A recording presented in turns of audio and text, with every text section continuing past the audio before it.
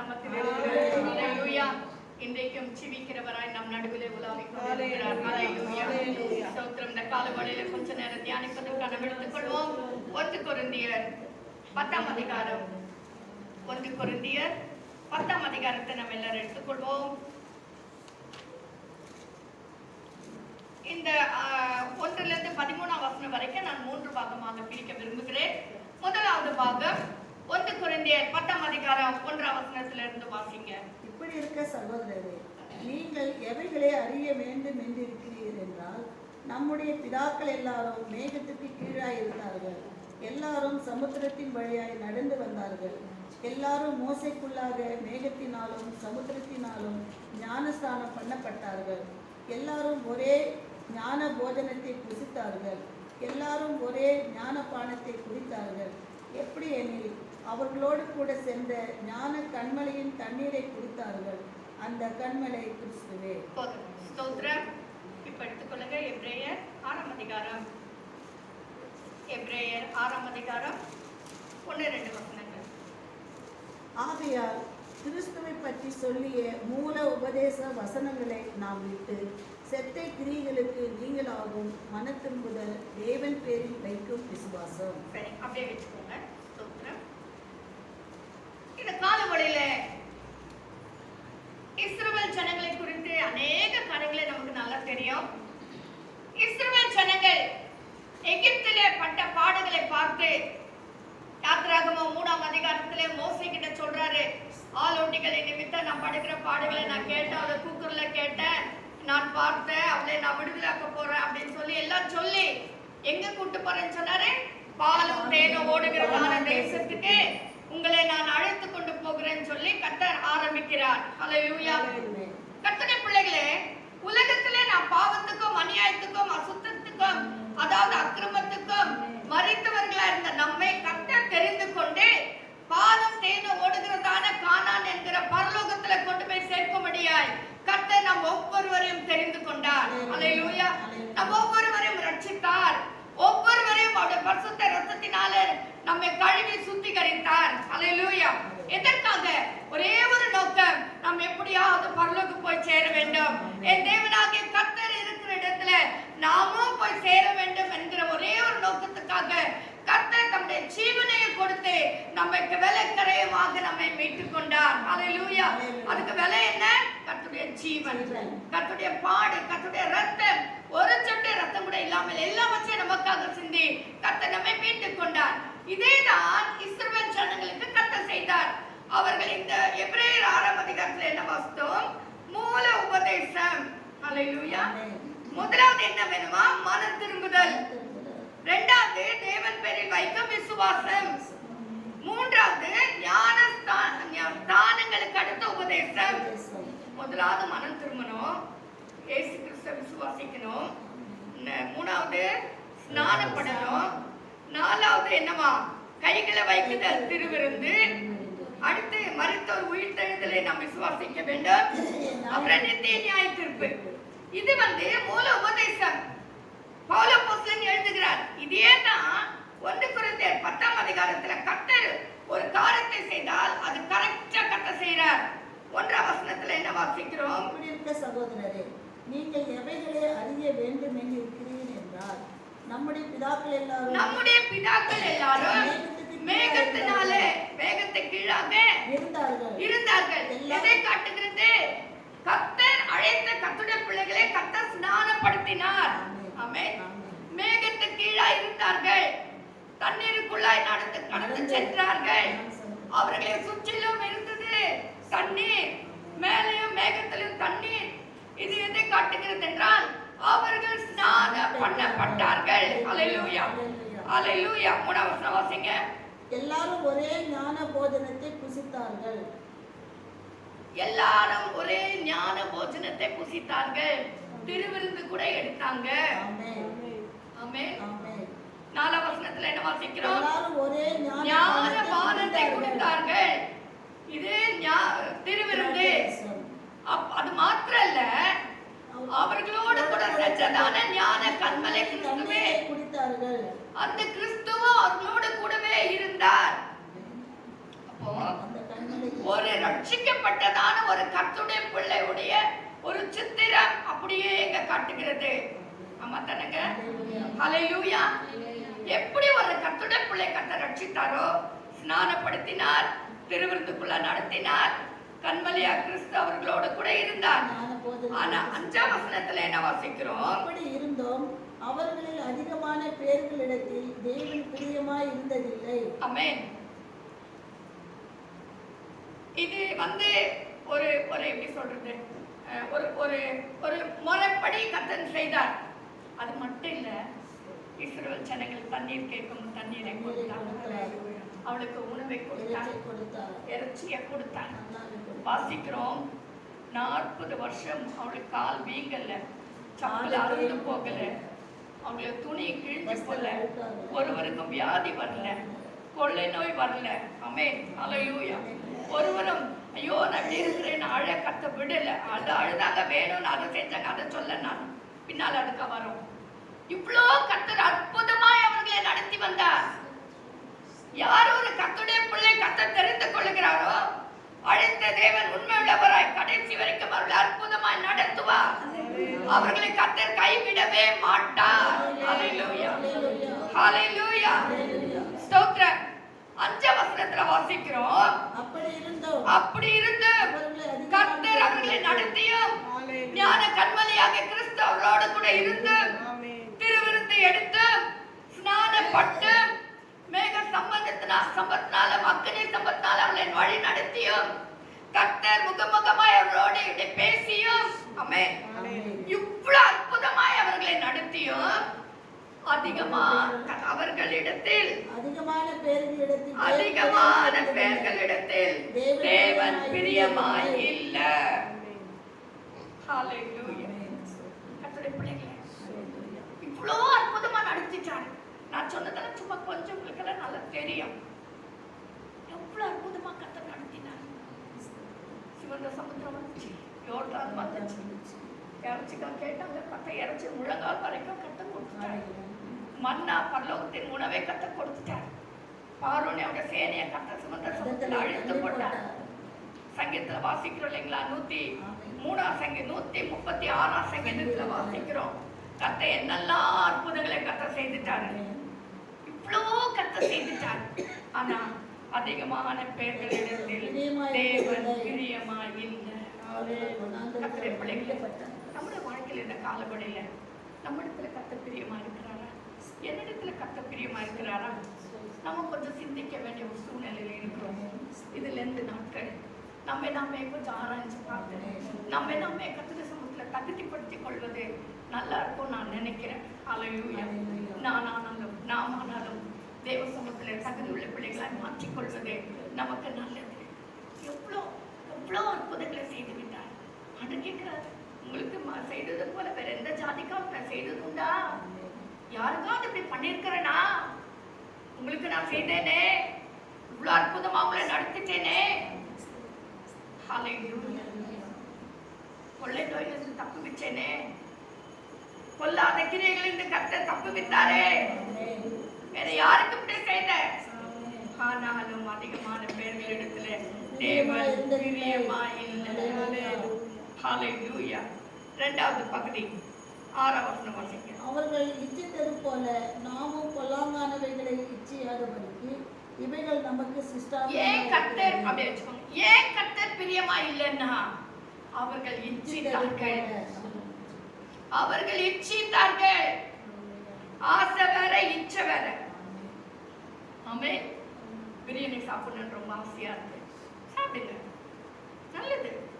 போகணும்னு ரொம்ப ஆசையா இருக்கு, அதை பார்க்கணும்னு ஆசையா இருக்கு, ஒரு டூர் போகணும்னு ஆசையா இருக்கு, போங்க, என்ஜாய் பண்ணுங்க. கபாப் சாப்பிடணும்னு ரொம்ப ஆசையா இருக்கு, சாப்பிடுங்க. ஆனா அது ஆசை, ஆனா இச்சை. ஹல்லேலூயா. நம்முடைய கண் அங்கேயே இருக்கிறது, அதையே யோசிக்கிறது, கனவெல்லாம் அதே வருது. ஆமென். இச்சை. ஹல்லேலூயா. வாசிங்க என்னாகமம் 11ஆம் அதிகாரம்.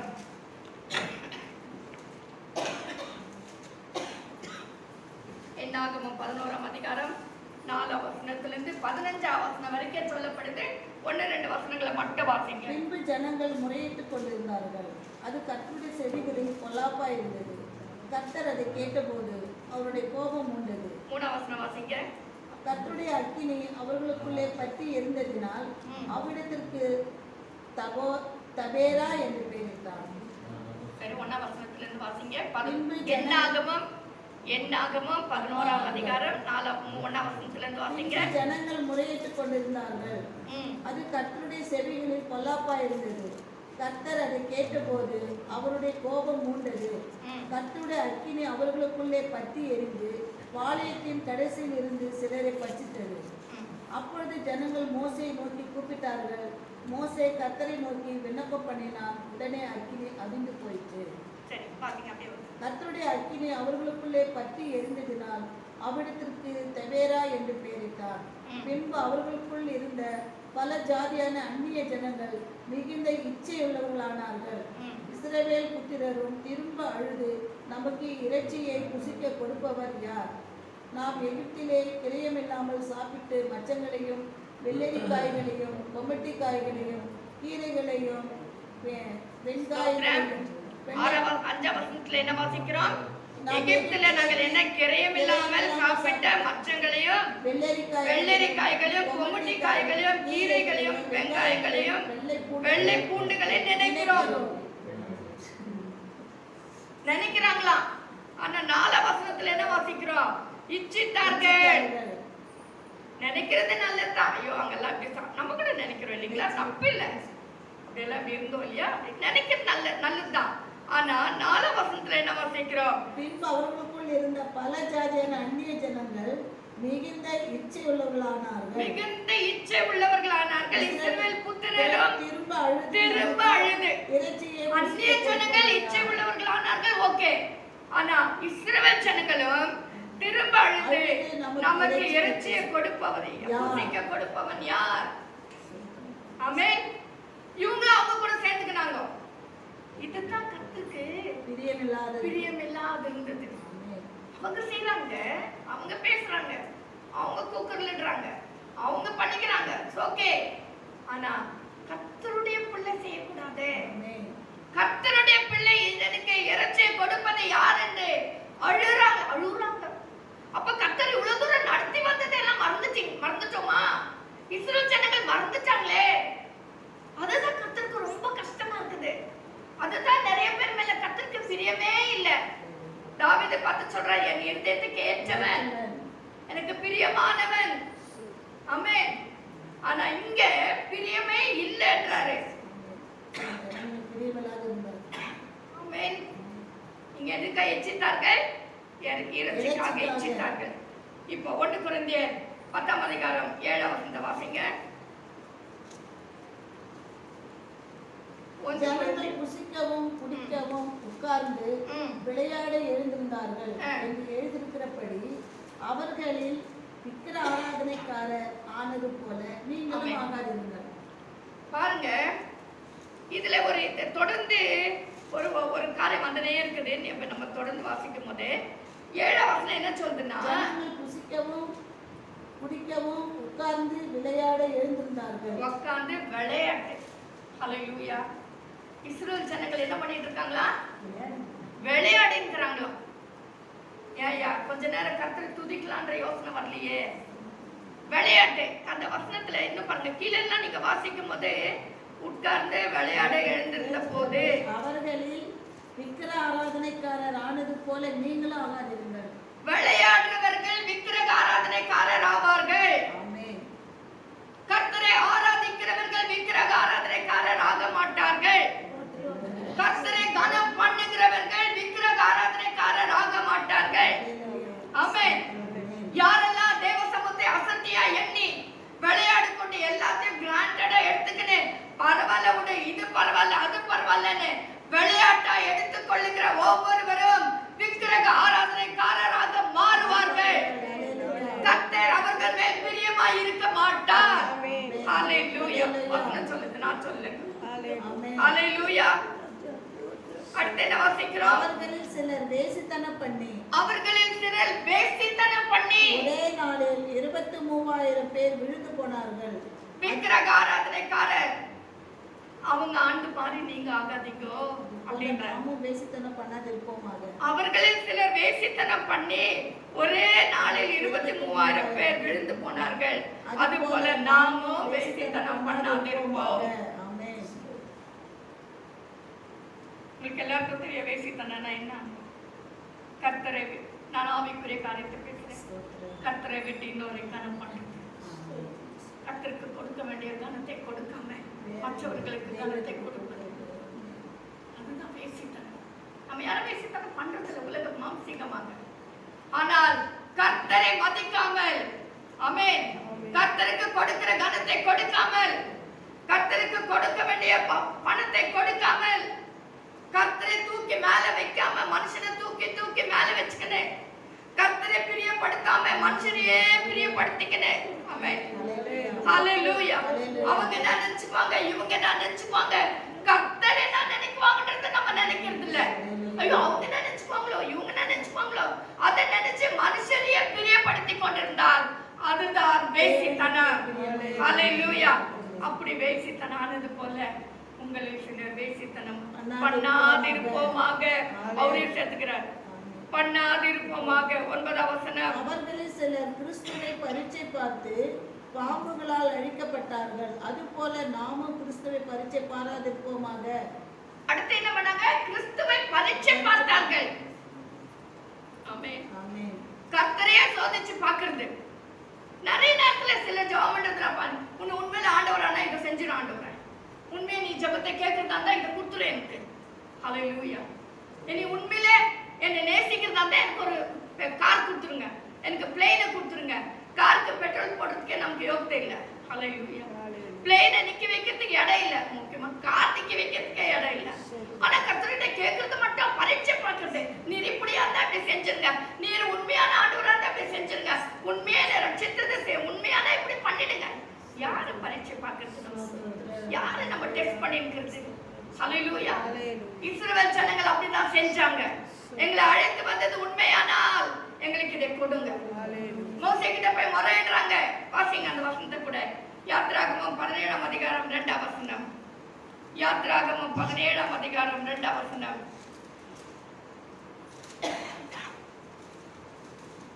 யாத்ராகமம் 17ஆம் அதிகாரம். மோசேயோடு வழக்காடி நாங்கள் குடியிருக்கிறதற்கு எங்களுக்கு தண்ணீர் தர வேண்டும் என்றார்கள். அதுக்கு மோசே என்னோட ஏன் வாதாடுகிறீர்கள்? விமோச்சன காண்டா 17ஆம் அதிகாரம் 2ஆம் வசனம். வாசிங்க. அப்பொழுது ஜனங்கள் மோசேயோடு வழக்காடி நாங்கள் குடியிருக்கிறதற்கு எங்களுக்கு தண்ணீர் தர வேண்டும் என்றார்கள்.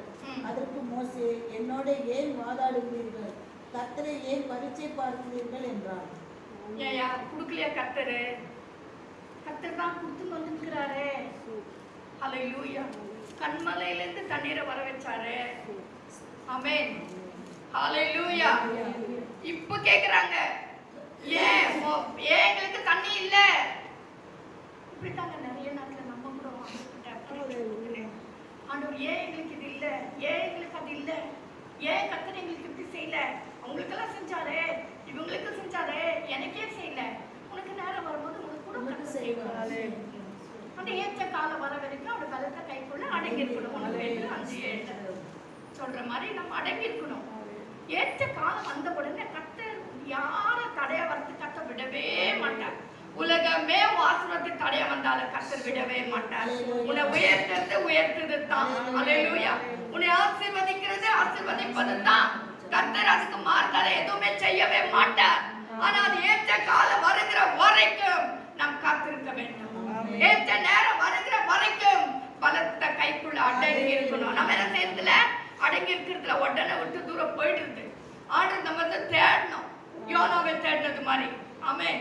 கர்த்தர் நிறைய நேரத்தை அப்படிதான் தேவ சமூகத்தை விட்டு தூரமா போயிடுறோம். இருக்கிறது இல்ல. ஏன்னா கர்த்தர் எனக்கு அதை கொடுக்கல, எனக்கு இதை கொடுக்கல. நான் எவ்வளவு நாளா ஜெபம் பண்ணிருக்கிறேன், கர்த்தர் ஜெபத்தை கேட்கவே இல்லை. இப்படிதான் நம்ம நிறைய நேரத்துல கர்த்தரை என்ன செய்கிறோம்? பரீட்சை பார்க்கிறோம்.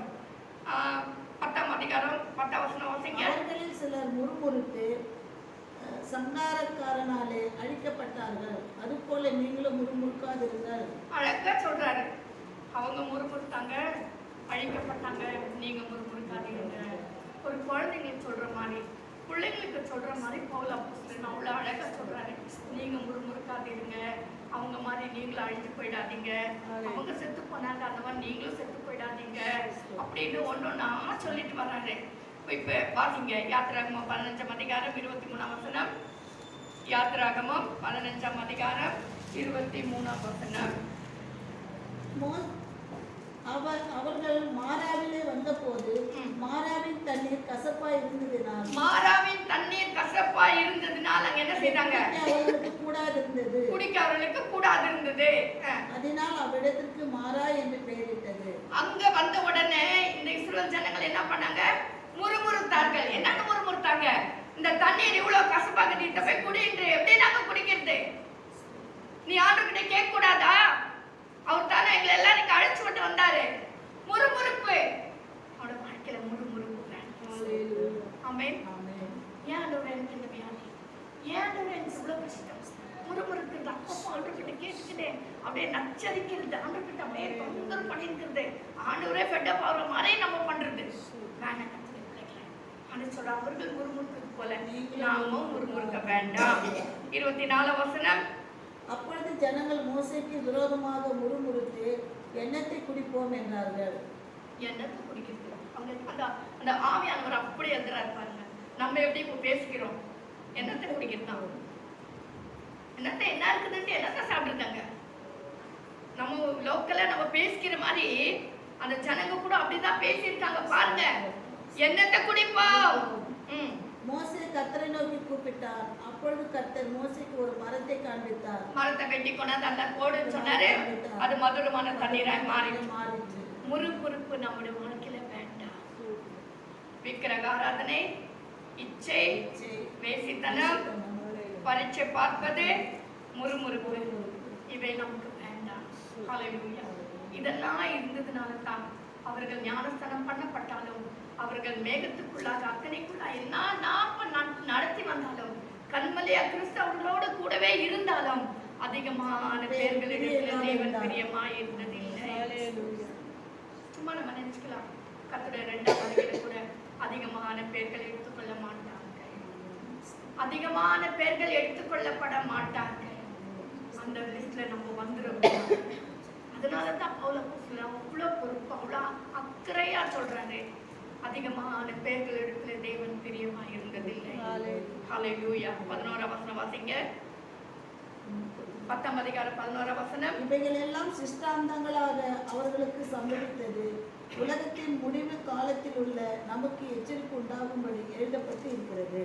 இவைகள் எல்லாம் அவர்களுக்கு திருஷ்டாந்தங்களாக சம்பவித்தது, எக்ஸாம்பிளாக சம்பவித்தது. ஆனா நமக்கோ எச்சரிப்பு உண்டாகும்படி எழுதப்பட்டு இருக்கிறது. கர்த்தருடைய பிள்ளைகளை இனி எக்ஸாம்பிள் இல்ல, எக்ஸாம்பிள் எல்லாம் கொடுத்தாச்சு. ஆண்டவர் இஸ்ரவேல் ஜனங்களை வச்ச நிறைய எக்ஸாம்பிள்ஸ் நமக்கு கொடுத்துட்டாரு. இனி கடைசி காலத்துல வாழ்கிற நமக்கு எக்ஸாம்பிள் இல்ல. எச்சரிப்பின் சத்தம். நாம் எச்சரிக்கை ஆக வேண்டியது அவசியமா இருக்கிறது. ஏன்னா கடைசி காலத்துல வந்துட்டுக்கிறோம். ஹல்லேலூயா. கிறிஸ்து வெளிப்படுகிற இந்த கடைசி நாட்களில நாம் வந்துட்டுக்கிறோம். ஆனபடினால நமக்கு எச்சரிப்பு உண்டாக்கும்படியாய் பவுல் அப்போஸ்தலன் இவைகளை எழுதுகிறார். ஹல்லேலூயா. வாசிங்க 13ஆம் 12ஆம் வசனம் வாசிங்க. இப்படி இருக்க தன்னை ஏன் எச்சரிப்புன்னு சொன்னார்? இப்படி இருக்க தன்னை நிற்கிறவன் என்று எண்ணுகிறவன் விழாதபடிக்கு எச்சரிக்கையா இருக்க கடவன். விழாதபடிக்கு எச்சரிக்கையா இருக்க கடவன். நானே அவசரம் எடுத்துட்டேன், நான் ரட்சிக்கப்பட்டுட்டேன், ஞான கண்மலை கிறிஸ்து என் கூட தான் இருக்கிறாரு, எனக்கு எல்லாம் தெரியும், எனக்கு வரங்கள் இருக்கு, எனக்கு கிருபை இருக்கு, எல்லாம் இருக்கு அப்படின்னு நாம் நின்றுட்டு இருந்தா விழாத படிக்கு எச்சரிக்கையா ஒவ்வொரு கர்த்தருடைய பிள்ளையும் தேவ பிரசன்னத்திலிருந்து விழாதபடி எச்சரிக்கையா இருக்கணும். ஒவ்வொரு கர்த்தருடைய பிள்ளையும் வரங்களை இழந்து விடாதபடி எச்சரிக்கையா இருக்கணும். தேவ மகிமை இழந்து விடாதபடி எச்சரிக்கையா இருக்கணும். பரிசுத்தத்தை இழந்து விடாதபடி எச்சரிக்கையா இருக்கணும். அதுக்கு தான் பவுல் அப்போஸ்தலன் எழுதுகிறார், நிற்கிறேன் என்று எண்ணுகிறவன் விழாதபடிக்கு எச்சரிக்கையா இருக்கணும். விழுவதற்கு எத்தனையோ காரணங்கள் இருக்கலாம். ஆனா எந்த காரணங்கள் வந்தாலும் நீ எச்சரிக்கையா இருக்க வேண்டும். ஏன்னா நீ விழுந்து போக கூடாது. நாம் கர்த்தரை விட்டு விழுந்து போயிடக்கூடாது. எச்சரிக்கையா இருப்போம். கர்த்தருடைய பிள்ளைகளே, என்னை கேட்டுக்கொண்டிருக்கிற எனக்கு பிரியமான கர்த்தருடைய பிள்ளைகளே, கடந்த பிப்ரவரி மாதம் எனக்கு 1ஆம் தேதி காலையில மெசேஜ் கொடுக்க முடியாமல் போய்விட்டது. இதுதான் ஃபர்ஸ்ட் நான் அப்படி செய்த ஒரு பெரிய தவறா, இல்லை எனக்கு முடியல, எனக்கு என்னன்னு தெரியல, கொடுக்க முடியல. நான் நினைச்சேன் பரவாயில்ல, ஒரு நாள் தானே, ஒரு மாசம் தானே, பரவாயில்ல நினைச்சேன். அதை தொடர்ந்து சத்ருவானன் கிரியை செய்ய ஆரம்பித்து விட்டான். அநேக செய்திகள் கொடுக்கல. அதுக்குள்ள பார்த்தா எக்ஸஸ் ஹீட் ஆகி எனக்கு பேச முடியாம வாய்ஸே இல்லாம ஆயிடுச்சு. போன மார்ச் மாசம் 1ஆம் தேதி அன்னைக்கு கூட நான் செய்தி கொடுக்கல. முடியல, என்னால முடியல, சத்தமே வெளியே வரல, முடியல. 4th புதன்கிழமை அன்னைக்கு நம்முடைய ஸ்கூலுடைய கிராஜுவேஷன் இருந்தது. பொதுவாக வோட் ஆஃப் தேங்க்ஸ் எனக்கு தான் கொடுக்குவாங்க. நான் சொன்னேன் என்னால் கொடுக்க முடியாது, ஏன்னா வாய்ஸ் இல்லை, பேச முடியாது. அதனால வோட் ஆஃப் தேங்க்ஸ் கூட கொடுக்கல. ஜஸ்ட் சும்மா வந்து உட்காந்துட்டு போனேன். நான் பார்த்தேன், இது இப்படியே விட்டாக்கா என்ன ஆகுது, பிசாசு ரொம்ப அட்வான்டேஜ் எடுக்கிற மாதிரி இருக்குது, விடக்கூடாதுன்னு சொல்லி புதன்கிழமை நைட்டு அதிகமாக செபிக்க ஆரம்பித்தேன். என்ன ஜெபம் தெரியுமா? பிசாசின் கிரியைகள் எல்லாம் கட்டி செபிக்க ஆரம்பித்தேன். விசுவாசிகள் நீங்கள் எல்லாரும் எனக்கு ஜெபம் பண்ணீங்க, ரொம்ப நன்றி. போன வெள்ளிக்கிழமை கூட என்னால் பேசக்கூட முடியல, நிற்க முடியல, ரொம்ப கஷ்டமா இருந்துச்சு. பார்த்தேன் இது இப்படியே விட்டா ரொம்ப பிசாசு அட்வான்டேஜ் எடுக்கிற மாதிரி இருக்குதுன்னு அதிகமாக செபிக்க ஆரம்பித்தேன். அதிகமாக கட்டி செபிக்க ஆரம்பித்தேன். என்ன செய்யணுமோ, சாப்பிடணுமா கரெக்டாக சாப்பிட்டேன், டேப்லெட் எடுக்கணுமா, காஃப் சிரப் குடிக்கணுமா கரெக்டாக குடித்தேன். அதிகமாக செபிக்க ஆரம்பித்தேன். கர்த்தர் சமூகத்தில் செபிக்க ஆரம்பித்தேன். இல்ல ஆண்டவரை நான் விட மாட்டேன், ஐ ஹேவ் டு ஓவர்கம். நான் அதை மேற்கொள்ள வேண்டும். என்னுடைய பலவீனத்தை நான் மேற்கொள்ள வேண்டும். முடியாதவைகளை நான் மேற்கொள்ள வேண்டும். ஆகாதுன்னு சொல்லக்கூடாது, அதை நான் மேற்கொள்ள வேண்டும். எப்படி? இயேசுவின் நாமத்திலே நான் மேற்கொள்ள வேண்டும் என்று சொல்லி நான் மேற்கொள்ள ஆரம்பித்தேன். ஹல்லேலூயா. எனக்கு பிரியமான கர்த்தருடைய பிள்ளைகளே, என் வாய்ஸ் கொஞ்சம் ஹார்டா தான் இருக்கும். தயவு செய்து என்ன மன்னிங்க. கொஞ்சம் நீங்க என்னோட கூட அட்ஜஸ்ட் பண்ணிக்கோங்க. சத்தத்தை கேட்க ஒருவேளை கஷ்டமா இருந்தா, கர்த்தர் இவ்வளவு தூரம் எனக்கு பேச ஒரு கிருபை தந்திருக்காரு. அதுக்காக நான் கர்த்தருக்கு நன்றி சொல்லுகிறேன். கர்த்தர் எனக்கு விடுதலை கொடுத்தார். நேத்திலிருந்து நான் நல்லா பேச ஆரம்பிச்சேன். நான் உட்கார்ல, எனக்கு பலவீன இல்லை. இன்னைக்கு காலையில கூட இன்னைக்கு அவ்வளவு வேலையை நான் செஞ்சுட்டேன். இன்னைக்கு சமையல் இல்லைங்களா, பாசிங் பிரேயர்ல சாப்பாடு, அதையும் செஞ்சு எல்லா வேலையும் முடிச்சு நான் அந்த மருந்துக்கு கர்த்தர் எனக்கு கிருபை கொடுத்தார். சர்வீஸ்ல பலனை கொடுத்தார். என் தொண்டை கூட கர்த்தர் சரியாகும்படி கர்த்தர் கிருபை கொடுத்தார். ஹல்லேலூயா. நல்ல ஒரு தூக்கத்தை கொடுத்தார். இருப்பில் இருக்க கொஞ்சம் கொஞ்சம் அப்பப்போ பரவாயில்ல, அது ஒன்றும் பெரிய விஷயம் இல்லை. ஆனா நாம் மேற்கொள்ளுகிற பிள்ளைகளா இருக்க வேண்டும். இந்த வாழ்க்கையில வரக்கூடியதான அவ்வப்போது வரக்கூடிய பலவீனங்கள், சோர்வுகள், துக்கங்கள், வேதனைகள் எல்லாவற்றையும் நாம் மேற்கொள்ளுகிற பிள்ளைகளா இருக்க வேண்டும். ஹல்லேலூயா. ஏன்னா ஜெயம் கொடுக்கிற கிறிஸ்து நம்மோடு கூட இருக்கிறார். ஹல்லேலூயா. ஹல்லேலூயா. பவுல் அப்போஸ்தலன் சொல்லுகிறார், விழாதபடிக்கு எச்சரிக்கையா இருங்க. பலவீனத்தை கொண்டு வந்து ஜெபிக்க விடாம பண்ணுகிற சாத்தானுக்கு இடம் கூடாதுங்க. ஆலயத்துக்கு வர முடியாமல் பண்ணுகிற பொல்லாத கிரியைகளுக்கு இடம் கூடாதுங்க. அவனை நாம் மேற்கொள்ள வேண்டும். தேவனுக்கு கீழ்ப்படிந்திருங்க. அப்பொழுது அவன் உங்களை விட்டு ஓடி போவான். எதிர்த்து நில்லுங்க. நம்ம பலத்தினால இல்ல, இயேசுவின் நாமத்திலே எழுந்து நிற்போம். இயேசுவின் நாமத்திலே பிசாசுக்கு எதிர்த்து நிற்போம். பிசாசு நம்ம விட்டு ஓடி போகும். பிசாசு நம்ம பலவீனம், சோர்வு, துக்கம், வேதனை எல்லாவற்றையும் விட்டு அவன் ஓடி போவான். கர்த்தருடைய பிள்ளைகளை ஜெயம் நம்முடையது. இப்ப 13ஆம் வசனம். மனுஷருக்கு நேரிடுகிற சோதனையே அல்லாமல் வேறு சோதனை உங்களுக்கு நேரிடவில்லை. தேவன் உண்மை உள்ளவராய் இருக்கிறார். ஆமென். தேவன் உண்மை உள்ளவராய் இருக்கிறார். ஹல்லேலூயா. இப்ப நம்ம இவ்வளவு நேரம் படிக்கிறதெல்லாம் ஒரு கர்த்தருடைய பிள்ளைகளுடையதான ஒரு என்ன சொல்றது ஹிஸ்டரியா டெய்லி என்னென்ன நடக்குதுன்றது தான் நீங்க வாஸ்தவம்.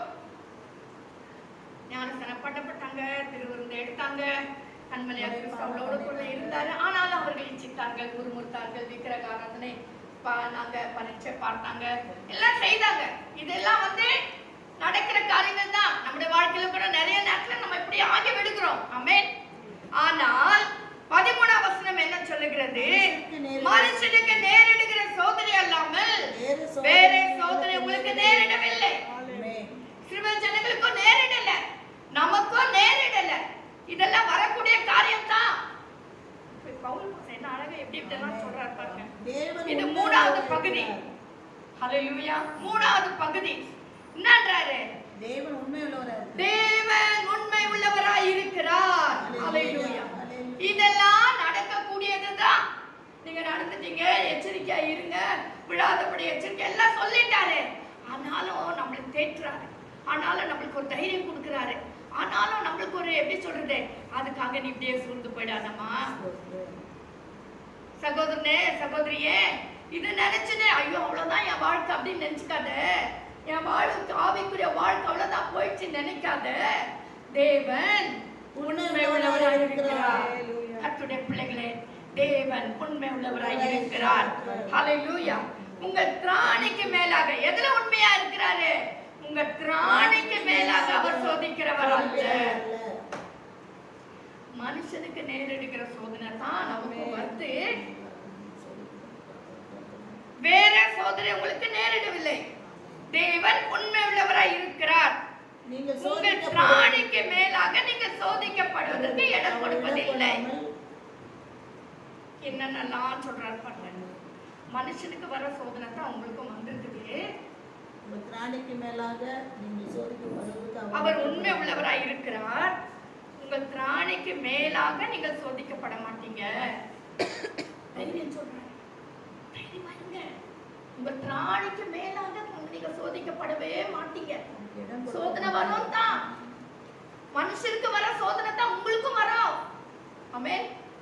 கர்த்தருக்கு வந்த சோதனை நமக்கு வந்தா என்ன ஆயிடும்? ஆமென். எப்பவோ விழுந்து போயிட்டு இருக்கோம். ஆனா அவருக்கு வந்த சோதனை இல்ல நமக்கு வந்தது.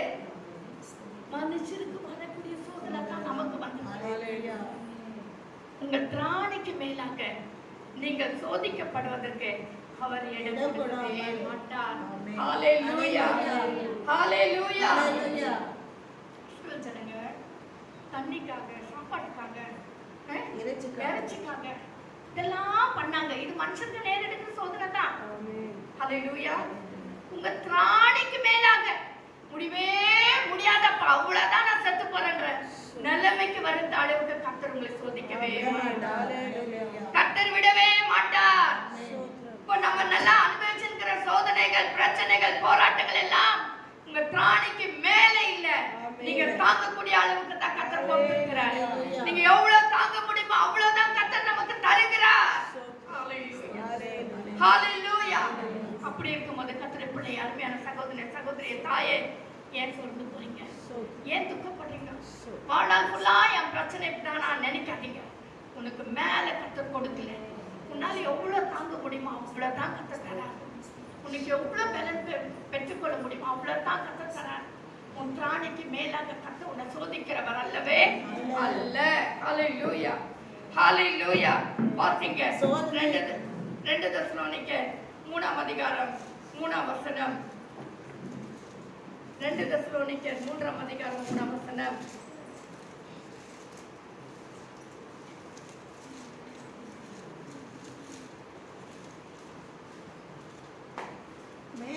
கர்த்தரோ உண்மை உள்ளவர்.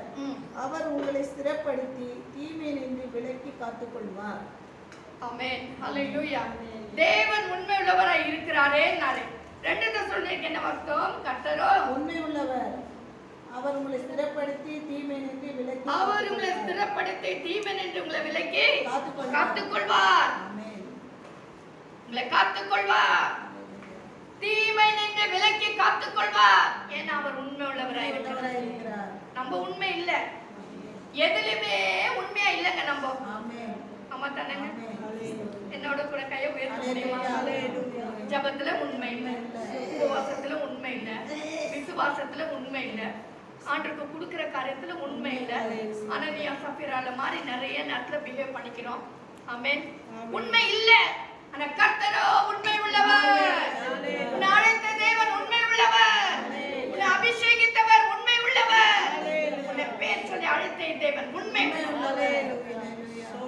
பாலும் தேனும் ஓடுகிறதான தேசத்துக்கு உன்னை கொண்டு போய் சேர்ப்பேன் என்று அழைத்தவர் உண்மை உள்ளவர். யோவான் 14 அதிகாரம் 1 வசனத்துல சொல்ற மாதிரி, நான் போய் உங்களுக்காக ஒரு ஸ்தலத்தை ஆயத்தம் பண்ணுகிறேன், நான் வந்து உங்களை என்னிடத்துல சேர்த்துக் கொள்வேன் சொன்னவர் உண்மை உள்ளவர். ஹalleluya ஹalleluya ஹalleluya. ஸ்தோத்திரம் ஸ்தோத்திரம் ஸ்தோத்திரம். அவர் உண்மை உள்ளவர். உன்னை ஒரு நாள் கைவிட மாட்டார். அவர் ஒரு நாள் உன்னை கைவிடவே மாட்டார். ஹalleluya. உன்னை திராணிக்கு மேலாக உன்னை சோதிக்கவே மாட்டார். உன் திராணிக்கு மேலாக உனக்கு பலவீனத்தை கொடுக்கவே மாட்டார். உன் திராணிக்கு மேலாக உனக்கு வியாதியை கொடுக்க மாட்டார். ஓ ஜீசஸ். ஹalleluya. இங்க ஒரு சிலர் நினைக்கிறீங்க, ஒருவர் நினைக்கிறாங்க, எனக்கு மட்டும் ஏன் இப்படிப்பட்ட பலவீனம், எனக்கு ஏன் இவ்வளவு வலி, என்னால தாங்க முடியலன்னு. ஆனா சொல்றாங்க, உன் திராணிக்கு மேலாக நான் உன்னை சோதிக்க மாட்டேன். உன் திராணிக்கு மேலாக நான் உன்னை சோதிக்க மாட்டேன்.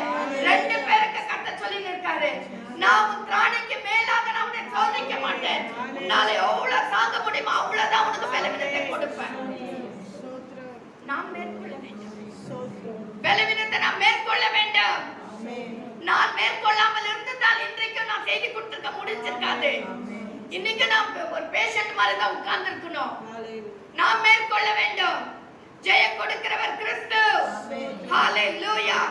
உலகத்தை ஜெயித்த தேவன் நம்மோடு கூட இருக்கிறார். உலகத்தில் இருக்கிறவனில நம்மோடு இருக்கிறவர் பெரியவர். கர்த்தருடைய பிள்ளையே, உன்னோடு இருக்கிறவர் பெரியவர். உன்னை ஆசீர்வதிக்கிறவர் பெரியவர். அவர் அண்ட சராசரத்தை உண்டாக்கின கர்த்தர். ஹalleluya ஹalleluya ஹalleluya. ஸ்தோத்திரம் ஸ்தோத்திரம். அடுத்து நம்ம வாசிக்கிறோம், வாசிங்க. சோதனையை தாங்கத்தக்கதாக சோதனையோடு கூட அதற்கு தப்பிக் கொள்ளும்படியான போக்கையும் உண்டாக்குவார். ஆமென். அதாவது போக்கையும் உண்டாக்குறானா, அதோட அது போக்குன்னு சொல்லும் போது கிருபை. ஹalleluya. The grace. ஹalleluya. கர்த்தருடைய கிருபை.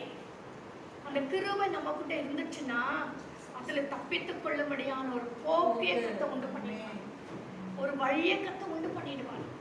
ஒரு ஒரு என்ன சொல்றது, எப்படி அதுல இருந்து தப்பிச்சுக்கணும்ன்ற ஒரு ஞானத்தை கத்தை கொடுத்துருவார். தப்பிக்கொள்ளும்படியான போக்கிய கத்தை உண்டு பண்ணுகிறார். வாசிங்க எபேசியர் 2 அதிகாரம் 8 வசனத்துல இருந்து. எபேசியர் 2 அதிகாரம் 8 வசனம். கிருபையினாலே விசுவாசத்தைக் கொண்டு ரட்சிக்கப்பட்டீர்கள். இது உங்களால் உண்டானதல்ல, இது தேவனுடைய ஈவு. வாசிங்க. கிருபையினாலே விசுவாசத்தைக் கொண்டு ரட்சிக்கப்பட்டீர்கள். இது உங்களால் உண்டானதல்ல, இது தேவனுடைய ஈவு. கிருபையினால விசுவாசத்தை கொண்டு ரட்சிக்கப்பட்டீர்கள். இது உங்களால் உண்டானதல்ல, இது தேவனுடைய ஈவு. என்னவா பார்க்கிறோம்? கிருபை கிருபை கிருபை. ஹalleluya. நாம் நிர்மலமாக இருப்பது கர்த்தருடைய சுத்த கிருபை. ஹalleluya. அப்ப இதெல்லாம் மேற்கொள்ளணும்னா கர்த்தர் நினைச்சுக்கிறார், நமக்கு கிருபை கொடுக்கிறார். 9 வசனம் வாசிங்க. 2 அதிகாரம் 9 வசனம். ஒருவரும் பெருமை பாராட்டாத படிக்க இது கிரியைகளினால் உண்டானது அல்ல, நம்முடைய கிரியினால் உண்டானது அல்ல. 10 வசனம். ஏனெனில் நற்கிரிகளை செய்கிறதற்கு நாம் கிறிஸ்து இயேசுவுக்குள் சிருஷ்டிக்கப்பட்டு தேவனுடைய செய்கையாய் இருக்கிறோம். அவைகளை நாம் நடக்கும்படி அவர் முன்னதாக அவைகளை ஆயத்த பண்ணியிருக்கிறார். ஆமென். ஆமென். என்ன செய்யறாராம்? தேவனுடைய நற்கிரியைகளை செய்யும்படிக்கு நாம் முன்னதாகவே ஆயத்த பண்ணப்பட்டிருக்கிறோம். ஆமென். இது நம்மால் உண்டானது, தேவனுடைய ஈவு, தேவனுடைய கிருபை. கிருபை இந்த காலவழியில் அதிகமாய் தேவ கிருபையை நான் ஸ்ட்ரெஸ் பண்ணி சொல்லுகிறேன். அது தேவனுடைய கிருபை. ஹalleluya. இன்னும் தீத்து 2 அதிகாரம் 11 12 வசனங்கள். எப்படி இவைகளை நாம் மேற்கொள்ளலாம் என்றால், முதலாவது தேவனுடைய கிருபை. தீத்து 2ஆம் அதிகாரம் 11-12.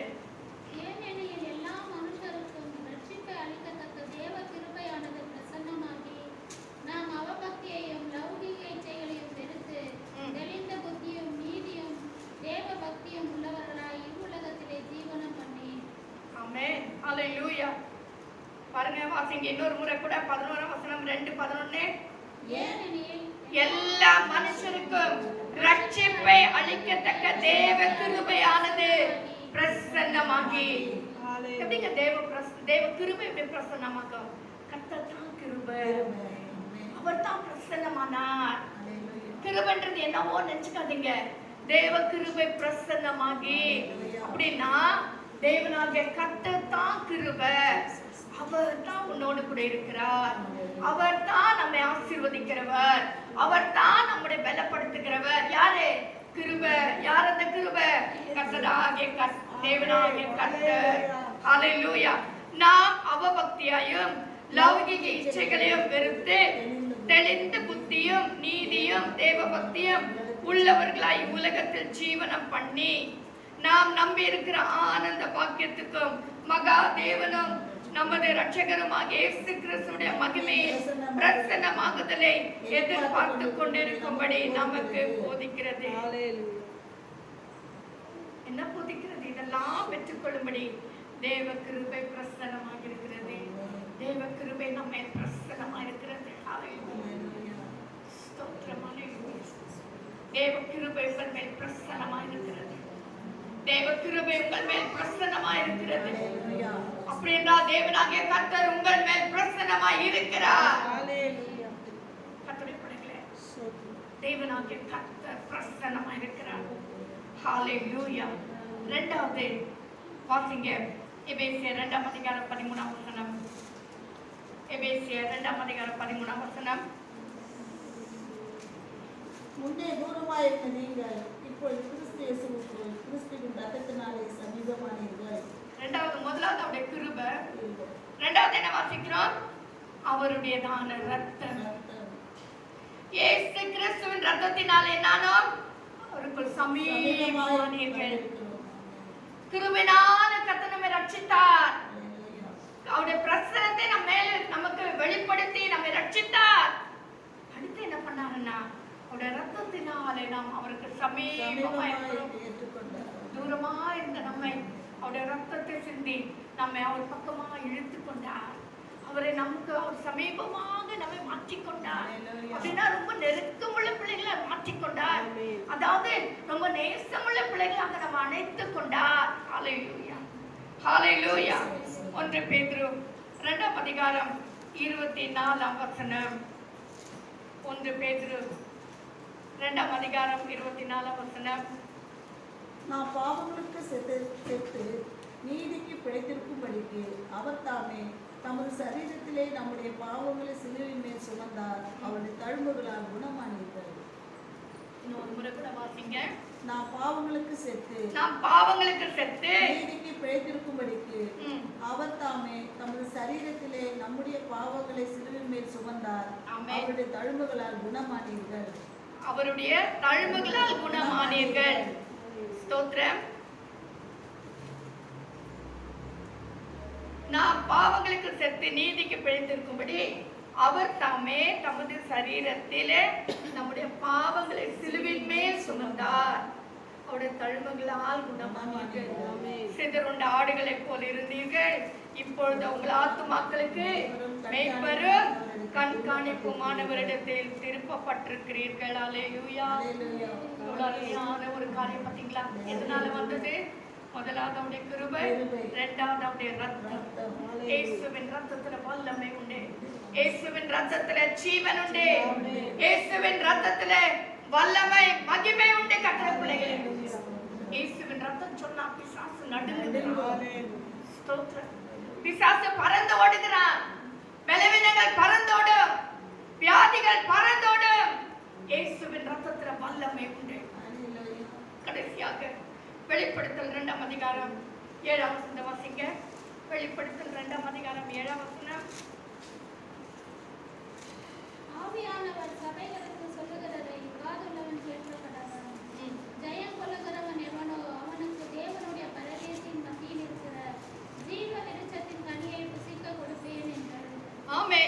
அவைகளுக்கு ஆவியானவர் சொல்லுகிற காரியம் என்னவென்றால், ஜெயம் கொள்ளுகிறவன் எவனோ.